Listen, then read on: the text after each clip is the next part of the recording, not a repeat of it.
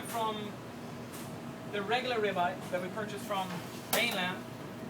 We buy ribeye from Maui. Not even half the size. It's pretty close to half the size. It has a more gamier flavor. A little bit gamier. They only cut 30 to 40 animals a week in Maui. I have a problem getting hold of the tenderloins. They're always sold out of it. This week I actually got it, so I have it on my Black Horse Special. I like to work with Maui Cattle Company. They seem to have a little bit more firmer meat than other companies I've tried around on the island. And they can also accommodate me on a schedule. It's easy to work with. They don't have a lot of fees, so it's a difference. However, the ribeye from Maui, as you can see, it's leaner. It doesn't have so much meat or so much fat into it. It doesn't have the whole fat cap on it. You can clearly see that it's a smaller animal in general. It's still nice though. I think it's getting better and better. Like the first one they sent me was, I don't know what they were doing, but I guess they realized I'm going to spend more money on them, so they're getting better and better. Now I'm up to tenderloins, so I guess I gained their respect, even though I'm a Swedish person. Anyway, a little bit of different cuts of meat I want to brought to attention today. There's information in the packet about every meat, a little bit of different names where you can find them in different countries and different places and whatnot. A cut that I brought up on Saturday's Mason's cooking class was the hanger. We're going to clean up, trying to make sure that I can clean up a hanger. Hanger steak is a diaphragm that sits in the last rib in the back here. Holds down and holds together the cow basically. Take away this, the cow will fall apart. There's 2 pieces on each cow. The reason why it's gray is because it has been sitting in air a little bit longer than the other ones. These guys came out of the cryovac this morning. This one came out of cryovac yesterday, so therefore it's a different kind of color. As soon as you clean it off, it will be the same bright color. However, the hanger steak is called butcher steak, and the reason why is because the butcher took it home instead of selling it, because nobody could buy this. I'm probably one of the few that sells it on the island in a restaurant. It's hard to get a hold of it on the island, so why do I bring this up? Again, as I said on Saturday, I want you to go to your butcher and ask him, where's my hanger? I want to have hanger steak. I want to have hanger steak. Keep on going for a year until you get you the hanger steak, because this is the best steak you can get. The lowest priced, the best flavor, the best normalization of the steak. However, if he gives it to you this way, you have to clean it up. We're going to clean this one up, and I'm going to go through and quickly clean up a ribeye too, and try to move through the cooking process as much as possible. The issue with the hanger steak is the little sinew, but it's not little, it's a huge sinew going straight through the steak, so you can't cook it this way. You have to clean it up on the outside, on both sides. You have to take out the sinew. It looks almost like an H. Take it apart, it looks almost like an H. And right in between, in the middle here, going up all the way through, is a huge, thick sinew.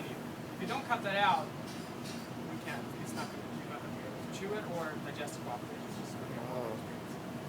The other thing is that you have to cut it over the grains. As long as you do those things, clean it up and cut it over the grains once it's cooked, you have one of the best things ever. And, actually it's lucky, culotte.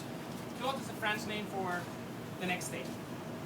I think it's called baseball cut in California for reason. I don't know why. It's the cap of a sirloin.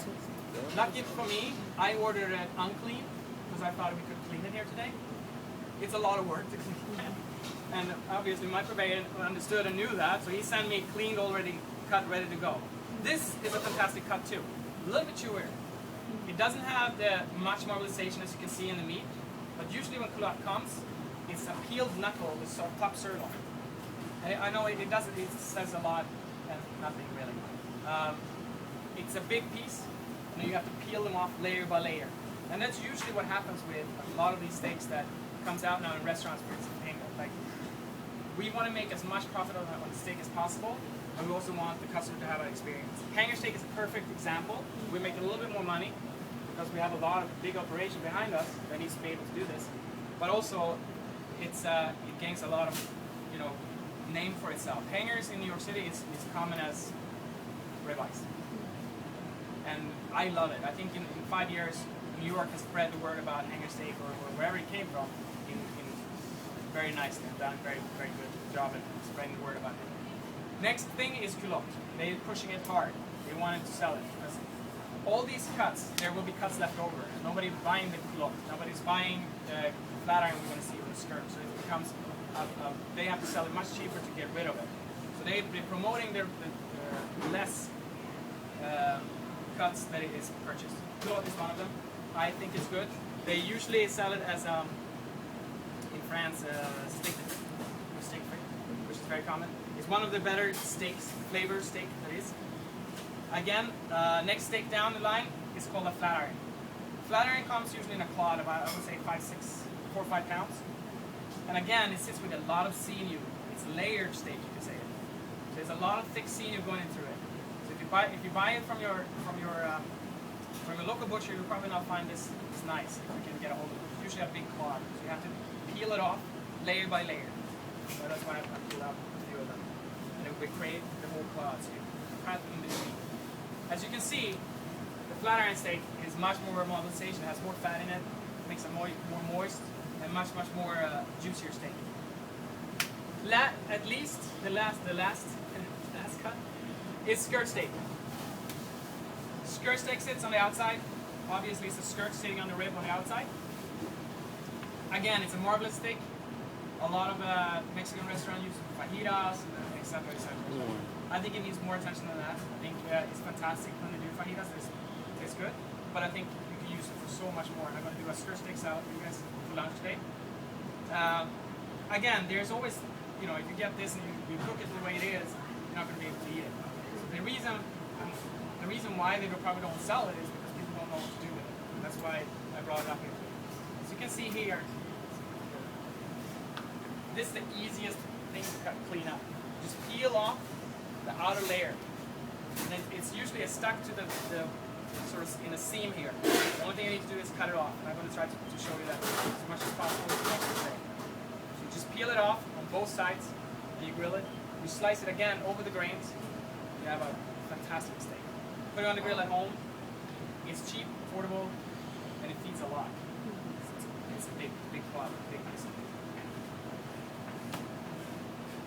Any questions on the meat?